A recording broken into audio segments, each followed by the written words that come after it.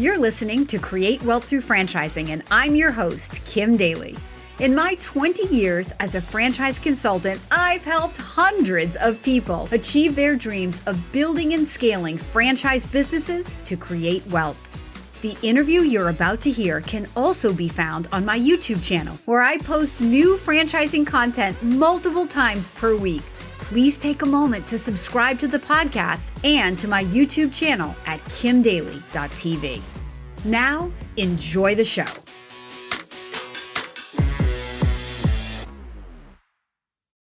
Welcome back to the Daily Coach YouTube channel. Today, I want to introduce a new but very good friend of mine, Chris Larsen, to the Daily Coach YouTube channel. Chris, welcome to Kim Daly TV. Kim, it's always great to see you. It's so fun to see you today, too. So, guys, Chris is the very definition of the Daily Coach's favorite candidate to work with. So he has an engineering background and an MBA. That is a perfect combination to own a business, let me tell you. Then the guy goes on and has a great sales career in medical device sales. I mean, he's analytical, logical, and he can sell. He's not going to get paralyzed by his own analysis paralysis. The guy goes on, he starts investing in real estate at 21 years old. Now he just tells me today he's been involved in over $500 million in real estate acquisitions. He's going to tell us today how not to trade our time for money. So, Absolutely. I mean, Chris Larsen, let's go. Tell us how to stop working for the man and how to get our money working for us. Yeah. So I think the most important thing is mindset, Kim, because, we're not trained. I was a good student. I was blessed with a little bit of intelligence. And I always say I wasn't smart enough to really be an engineer. And my counselor pulled me aside in college and said, Chris, you got too much personality and you're not smart enough to be an engineer. You should look into sales. So I ended up I got the PE. I passed my PE exam. But the cool thing is engineering really teaches you a thought process, right? And it teaches you how to make assumptions and how to go through that. So I'm very thankful to have that. But you're right. I think, a lot of people are stuck in that analysis paralysis. They're going through the numbers, trying to see if it works. And I forget where I read the quote, but it was in, I think it was in one of the famous business books, how great companies were built. And it talked about great leaders, they don't make all the best choices. They just make quick choices and figure out what works and what doesn't. So I started incorporating that into my life and saying, okay, I want to make the right choice. I certainly do. But if I can just be right more than 50% of the time, but if I can do 2, 3, 4 times the amount in the same amount of time that most people choose one action, I'm going to be massively more successful. So I think that's the big thing. If you have the right mindset, you say, okay, I don't have to always be right, but I have to take massive action and just be right more times than not. You're going to be successful. I know you're really big into multifamily investing, right? So Absolutely. Why do you think that multifamily investing is sort of like the holy grail? Yeah, so I call it the holy grail because I bought my first property at 21. I had all these single family rentals. I managed them essentially myself. I had property managers, but if you're listening and you've had a rental, you know that they don't really manage themselves, even if you have a property manager. It's like, oh, hey, do you approve this hot water heater repair? Oh, hey, your tenants that moved out destroyed your carpet or whatever it might be, or there's a water leak, or they can't pay their rent. Do you want to start the eviction process?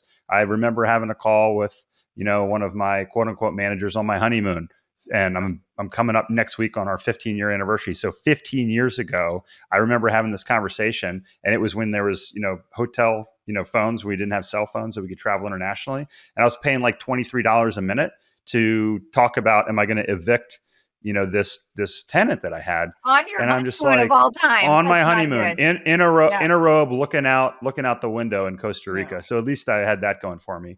But I did it. It was fine.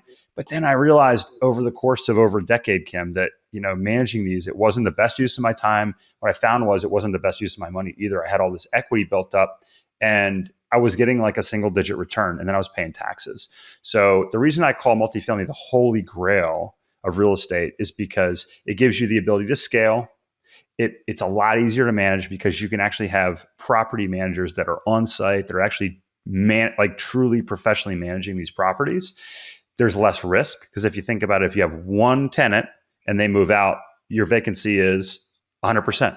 If you have 300 tenants and one moves out, your vacancy is 1/3%, right? So it's a lot less risk from that. They're very stable investments, and we even saw that during the pandemic last year in our portfolio. Our core portfolio of high quality properties here in the Southeast, our collections were 98%.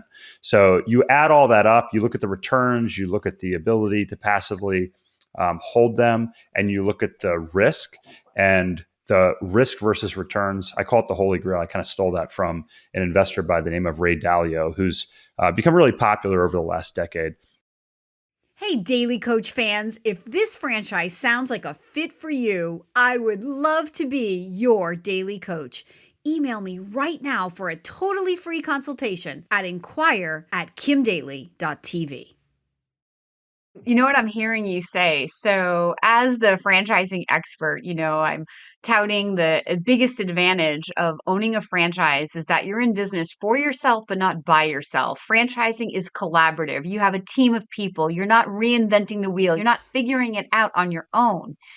And it sounds to me like multifamily syndication is like exact parallel with a real estate investment. True? True. And I think even more so in the fact that I tell investors, like, these apartments, they're valued like businesses. So, if you're listening, you've talked to Kim or you've looked into owning a business or a franchise, the cool thing is if you grow the franchise, not only do you make money along the way, but you create value, right? Yep, you have an asset. Exactly, you have an asset. You have that net operating income that you have control over. And as you grow the profit of that business, you grow the value of that business. And apartments the same way. As you grow the profit of that apartment complex, you grow the value of that apartment complex. And I always tell investors, hey, you're not just buying a piece of real estate. Think of it as you're buying into a business. And that's how we have control over the value instead of a single family rental that you just kind of hope it goes up in value. You have some control if you fix it up, but really the value of a property that you purchase, a residential property like a house, is valued based upon what your neighbors' homes are based upon, not the actual profit. So yeah, it's, that's what we do. We work with investors just like you. We partner with our investors. We work together. So we're not investing all alone. It's a team that we're working with. We have property management teams that we work with. We have a plan that we've executed multiple times before, just like a franchise. You guys have plans and it's structured, and you don't have to go alone. You don't have to go it alone. And I think the last piece is you provide value as a franchise, and then the franchisee, there's exchange of that value. You give up a piece of the profit. The same thing. We work with our investors. We manage it. We provide that value. They don't have to. They can actually totally passively be involved, or they can learn about it. But we take a piece of that and they get the majority of the profits, which is nice. When we talk about how 90% of millionaires own their own business because they are not working for wages, they're building cash flow, they're building equity, and they are creating tax shelters. So talk a little bit about the tax advantages of multifamily syndication as well. Yeah. Oh, yeah, this is a great one. And yeah, if you look at the top Forbes 500, the richest people in the Forbes 500, something like 15% are from real estate. So it's you just said it. It's no secret that if you create your own business, that is a phenomenal way to create wealth, right? We know about Elon Musk, we know about Jeff Bezos, Bill Gates, all these billionaires, right? But there's also people like Sam Zell, people that have built their fortunes as billionaires on real estate. So then you hear about people like Donald Trump who didn't pay any taxes. You hear about, Jeff Bezos who doesn't pay any taxes. And you say, well, why is that? Is that because they're cheating? What are they doing? I say, and if you look at the cover of the book, it's got this on here for a couple of reasons. It's got the Monopoly pieces. So if you went and you played Monopoly, would you sit down and not read the directions and start playing? No, you would read the rules, right? No. Maybe you do. Or you're like, I'll trust all the homes on Park Place. Exactly. But you want to know the rules, right? Hotel. I want to own trade in the homes for the hotel. Exactly. And we trade home. I traded homes for a big multifamily apartment complex. So the red, it could be a hotel. It could be an apartment, but, yeah, own the hotel, own the bigger, more efficient properties. But the point is, like, you read the rules when you sit down and play a board game. You sit down to a poker table. You're not going to gamble or poker. Real true skilled poker players would say, I'm not gambling. It's a skill. I know the rules. I know the odds, right? If you sit down and you don't know the rules and you don't know the odds, now it's gambling because you're taking this massive risk because you don't know what you're doing. What business owners and real estate investors know is that the IRS has written rules, and these are rules that you can learn, and then you can change your investing strategy and your business strategy based on these rules. And most people complain about the fact that they pay too much tax as a W-2 employee and how Jeff Bezos or Warren Buffett or Donald Trump doesn't pay enough tax. Well, is it their fault that they learned the rules and figured out what the IRS does? They're just And playing I a would better say game. exactly. And what really bothers me is when, those people say, hey, we should pay more tax. Well, they can always take out their checkbook and they can write a check to the US Treasury and send it in. So I always ask people, oh, you think you should pay more tax? Have you ever sent a check involuntarily to the US Treasury? The answer is probably no, right? So if you I own a just paid business, taxes yesterday. No, yeah. no one So does. if you own, Everybody does it begrudgingly. No, right, it's good. It's exactly, good. It's yeah, good. and it was, It's yeah, fine. You're doing well. it was filing deadline yesterday. But what business owners know, and if you're listening, you own a business, you know this, you can take expenses before you pay tax. And this is like a Robert Kiyosaki, Rich Dad, Poor Dad fundamental.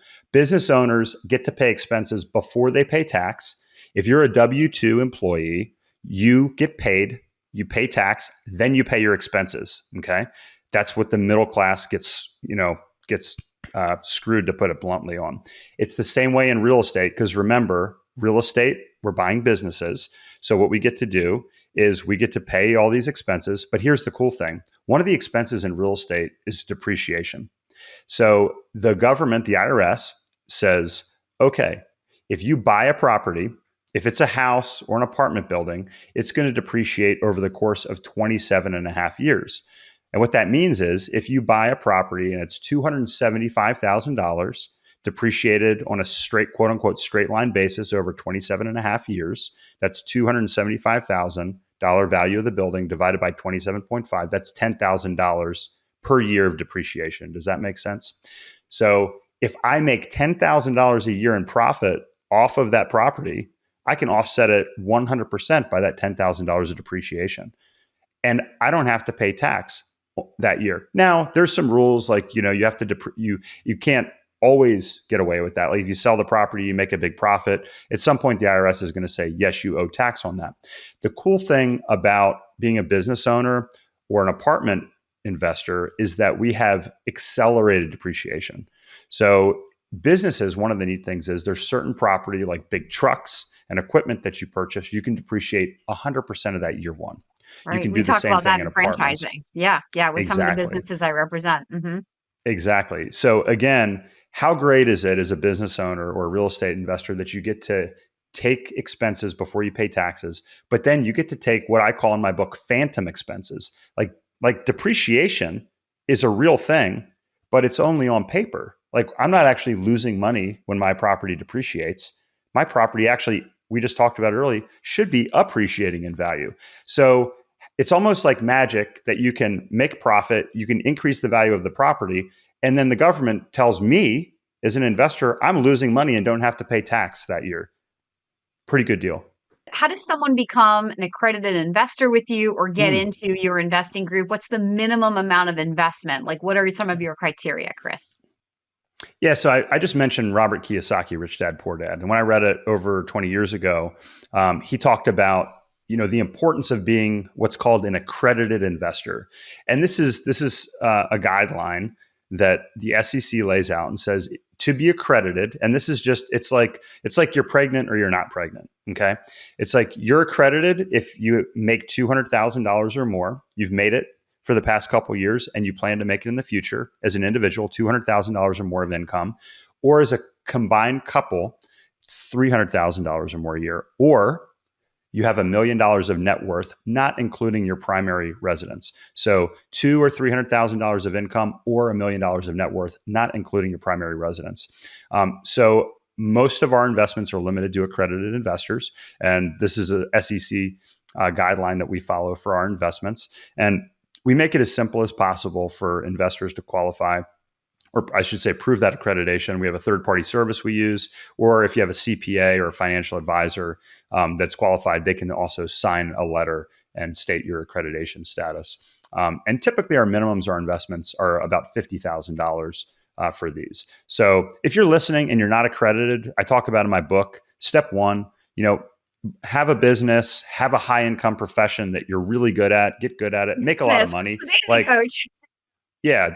Call Kim. If you're in a career, where look, a lot of engineers are in this position where, engineers make good money, but they don't make great money, unless they own a business typically. Like a high paid engineer typically makes six figures, like maybe $100,000 to $200,000. But it's pretty hard to become accredited if you're a professional like that.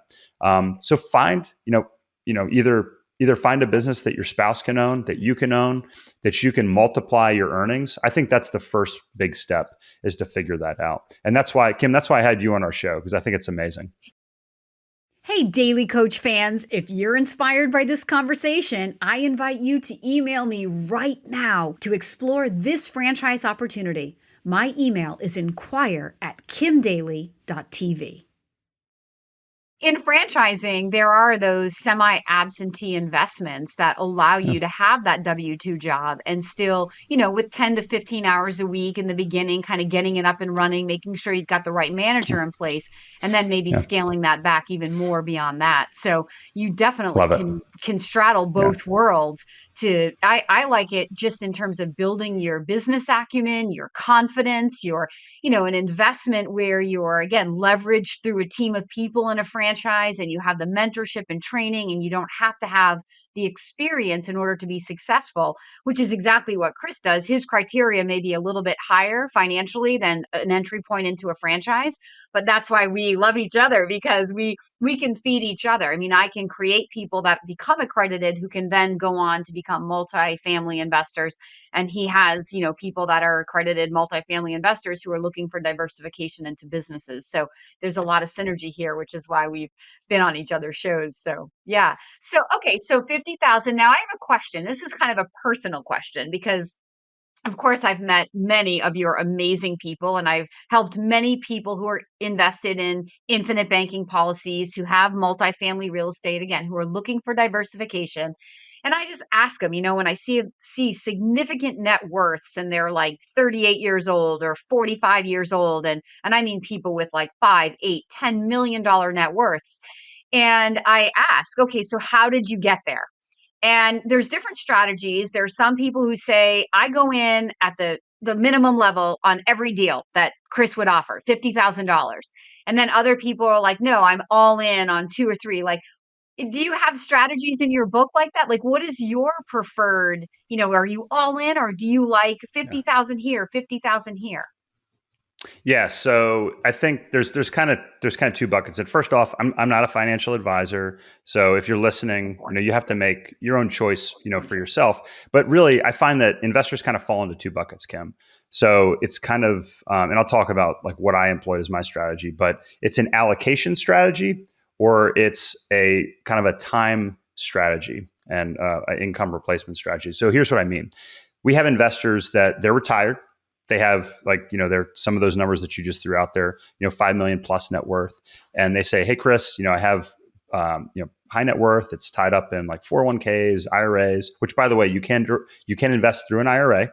So that's something that we probably have 20 to 25% of our investors invest through what are called self-directed IRAs. So that is possible. Let's say you have $5 million and you say, hey, I want 20% of this. I want $1 million in real estate because I want to invest like the rich. I talk about that in my book.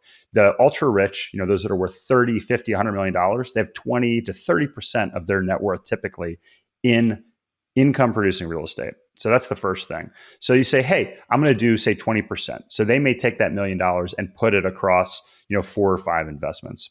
Then you have individuals, and this is what I did. I started about 10 years ago, and I said, all right, I'm going to invest about $100,000 a year in these syndications. So for me, if I was investing $100,000 a year, I would probably split it into two syndications per year and kind of dollar cost average, if you will. And if you do that consistently over 5 or 10 years, you're going to build up a substantial amount of money because these investments are growing in value. They're selling every 3 to 7 years. The value of your investment goes up. You roll it into another investment. A lot of times you can do that tax deferred, so you can let that money continue to grow. 1031 Tax exchange. deferred. Yep, exactly. 1031 exchanges. Love it. I picked that up Another, along the interviews. absolutely, a wonderful The strategy. Daily Coach That it, learns by talking to all yeah. these amazing people. Well, and the thing is, again, the IRS, the government says, hey, we want you to reinvest that money and continue to grow and provide, incentives and capital to the economy. So instead of paying tax and sucking that out of the economy, multiply it, roll it forward. The government wants that. Okay. They want people to have families and grow. They want people to make money and grow their money and invest it. So the government wants you to do that. So I find there's two different ways, and you can also reverse engineer that. So if you said, hey, Chris, I want 6 figures of income from these investments, we can figure out about how much you would need to invest over a period of time to do that. And all those things that I just mentioned, those are conversations I've walked through with investors, and then they can make the decision, on their own or with their professionals and say, okay, this is how much I'm going to invest at once over how many investments or over a period of time. And I think it's a great idea to diversify to a degree. Like Personally, I would never advise an investor to say, "Hey, put 100% of your investable capital in one asset." Really in anything. If you're a business owner, you may just by virtue of that have a tremendous amount of net worth tied up in that one investment, like a business. That's a little bit of a different situation, though. But it's the same advice. So your role in real estate syndication is exactly what the Daily Coach does in helping people figure out the options for them, for the business options. So I'm not a broker. I don't have a license to sell a franchise. I'm like the eHarmony of franchising, right? So you bring the criteria you're looking for. I have the relationships with the franchise. I present the opportunities, and the candidate picks for themselves the right investment. The second part of what you said that's equivalent to what I do is, look, the wealth is always created through scale. No one location or one territory of a franchise is really going to make anybody wealthy. It's the foundation. You can't get to 2 or 3 without number 1, right? So you get in with one, and then as you grow, you then decide to grow with the same franchise and scale to multiple. Maybe you come in with a multi-unit mindset, and you commit to 3 territories right up front with a development agreement to build them out over time. So there's multiplication within the same system, and then there's owners who have 1 or 2 territories of this franchise and 1 or 2 territories of this franchise. So it's kind of, your answer was like, I get it, because it's kind of the same thing and it's not my job to tell people the best way. It's for them to feel out for them what feels natural and good, for their risk tolerance and for what they're trying to accomplish. Absolutely. But yeah, scale is, you said it, scale is super important. Yeah, this is so fun. So we're going to leave your contact information below in the description so anybody can reach out to you. Are there Please. any other highlights or golden nuggets from that next level income book that's coming out that you want to share with the viewers today as a reason for them to buy it? Yeah. So first off, if you're listening today, you don't have to buy it. You can go to nextlevelincome.com and click on the book link, and I will actually send you a copy for free if you put your address in on that book link. So if you're a listener here, go on there, nextlevelincome.com, click on the book link. And what it is, it's a fairly short read. Remember, I have an engineering background, so I wrote it like an engineer. It's less than 100 pages. You should be able to read it on an 1.5-hour flight or over the weekend. And really, it's like the shortcut of what I learned over the past 20 years of investing, how to structure your finances using things like infinite banking that you mentioned, Kim, talking about the different areas of real estate and why I love multifamily. And then ultimately, if you don't have the time, or let's say you are a franchise owner and you say, hey, I also want to be involved in real estate, how you can do both and make it work for you. Guys, I really encourage you to reach out to Chris. This has been an awesome conversation. You've given us so many golden nuggets. I learned a couple of things myself on this conversation. So thank you for being my guest today, Chris. Oh, it's been an absolute pleasure, Kim. Thanks for having me. Yeah. Hey guys, I hope that you will take advantage and learn. Just it's all about keeping an open mind and exploring to figure out what is the right investment for you or the portfolio of investments. Maybe it is a combination of a franchise with multifamily syndication. So reach out to one or both of us if we can help you. We definitely would like to try. Thank you for being on my show today. Thank you for being my audience today. And until next time, I am Kim Daly, and I want to be your daily coach.